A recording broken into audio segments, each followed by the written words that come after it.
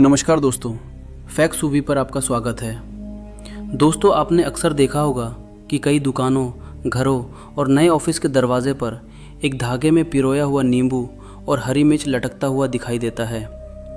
कुछ लोग इसे हर शनिवार बदलते हैं, कुछ नए काम की शुरुआत में इसे ज़रूर टांगते हैं। सवाल यह है कि क्या यह सच में बुरी नज़र से बचाता है? क्या इसके पीछे कोई वैज्ञानिक कारण है या फिर यह सिर्फ एक अंधविश्वास है? आज के इस वीडियो में मैं 3 कारणों को बताऊंगा, जिनको जानकर आपको असली सच पता चलेगा। तो वीडियो को अंत तक ज़रूर देखिएगा। सबसे पहले समझते हैं इसके पीछे के अध्यात्म और हमारी पौराणिक कथाओं को। दोस्तों, शास्त्रों के अनुसार माता लक्ष्मी की एक बड़ी बहन है जिनका नाम है अलक्ष्मी। जहाँ लक्ष्मी जी को मिठाई और साफ़ सफाई पसंद है, वहीं अलक्ष्मी को गंदगी, खट्टी और तीखी चीज़ें बहुत पसंद हैं। मान्यता है कि अलक्ष्मी हर शनिवार पृथ्वी पर भ्रमण करने आती हैं और लोगों के घरों, दुकानों में घुसकर दरिद्रता और दुर्भाग्य लाती हैं। चूँकि उन्हें खट्टा और तीखा खाना पसंद है, इसलिए लोग अपने दरवाजे पर ही नींबू और मिर्च टांग देते हैं। अलक्ष्मी दरवाजे पर आती हैं, अपना मनपसंद खाना नींबू मिर्च खाकर संतुष्ट हो जाती हैं और घर के अंदर घुसे बिना ही दरवाजे से वापस लौट जाती हैं।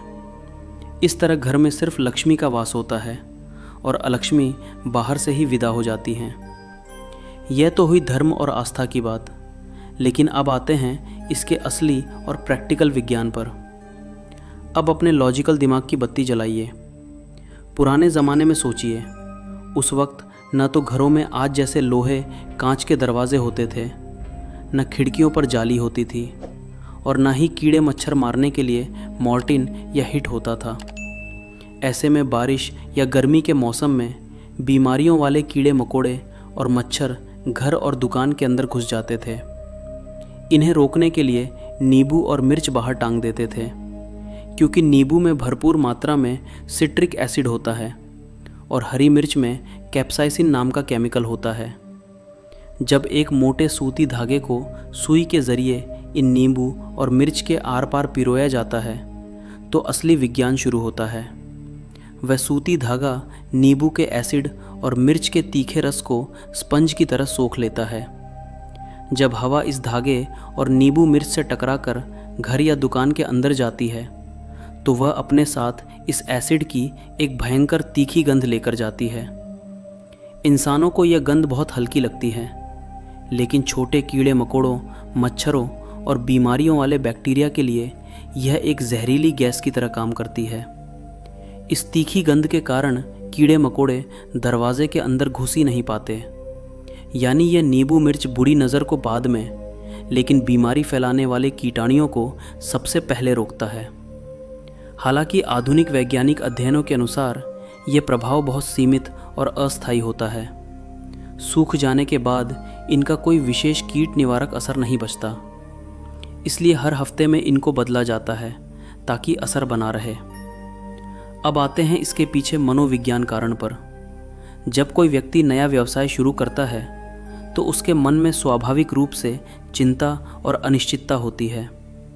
ऐसे में कोई प्रतीकात्मक क्रिया जैसे पूजा, नींबू मिर्च टांगना उसे मानसिक सुरक्षा और सकारात्मकता का अनुभव कराती है। विज्ञान इसे प्लेसिबो इफ़ेक्ट कहता है, यानी विश्वास के कारण उत्पन्न मानसिक प्रभाव। जब व्यक्ति को लगता है कि उसने सुरक्षा का कोई उपाय कर लिया है, तो उसका आत्मविश्वास बढ़ता है और कई बार आत्मविश्वास ही सफलता की दिशा में पहला कदम होता है। अब सवाल यह है कि क्या हमें इसे अंधविश्वास कह देना चाहिए? यदि कोई व्यक्ति यह मानता है कि सिर्फ नींबू मिर्च टांग देने से उसका व्यापार बिना मेहनत के चल पड़ेगा, तो यह निश्चित रूप से अंधविश्वास है। सफलता का आधार हमेशा मेहनत, योजना, गुणवत्ता और व्यवहार होता है। लेकिन अगर कोई इसे अपनी परंपरा या मानसिक संतोष के लिए करता है और साथ ही अपने काम में पूरी मेहनत भी करता है, तो इसमें सीधी हानि भी नहीं है। समस्या तब शुरू होती है जब प्रतीक वास्तविक प्रयास की जगह ले लेता है। अगर दुकान में सफाई ना हो, ग्राहक सेवा खराब हो, लेकिन उम्मीद सिर्फ नींबू मिर्च से की जाए, तो यह व्यावहारिक नहीं है। आधुनिक समय में व्यापार की सफलता के लिए प्रबंधन, मार्केटिंग, ईमानदारी और निरंतर सुधार की आवश्यकता होती है। यदि कोई ये मानता है कि केवल नींबू मिर्च कुचल देने से दुर्घटना निश्चित रूप से टल जाएगी या व्यापार बिना मेहनत के सफल हो जाएगा, तो यह वैज्ञानिक दृष्टि से अंधविश्वास है। तो दोस्तों, नींबू मिर्च टांगने की परंपरा में धार्मिक लोक कथा, वैज्ञानिक कारण और गहरा मनोवैज्ञानिक प्रभाव तीनों का मिश्रण है। आप मुझे कमेंट करके ज़रूर बताएं कि इन तीनों कारणों में से कौन सा प्राथमिक और ठोस कारण है। जानकारी पसंद आई हो तो वीडियो को लाइक और चैनल को सब्सक्राइब करना ना भूलें। और ऐसे ही वीडियो देखने के लिए डिस्क्रिप्शन में दी गई प्लेलिस्ट को ज़रूर चेक करें। मिलते हैं अगले वीडियो में। धन्यवाद।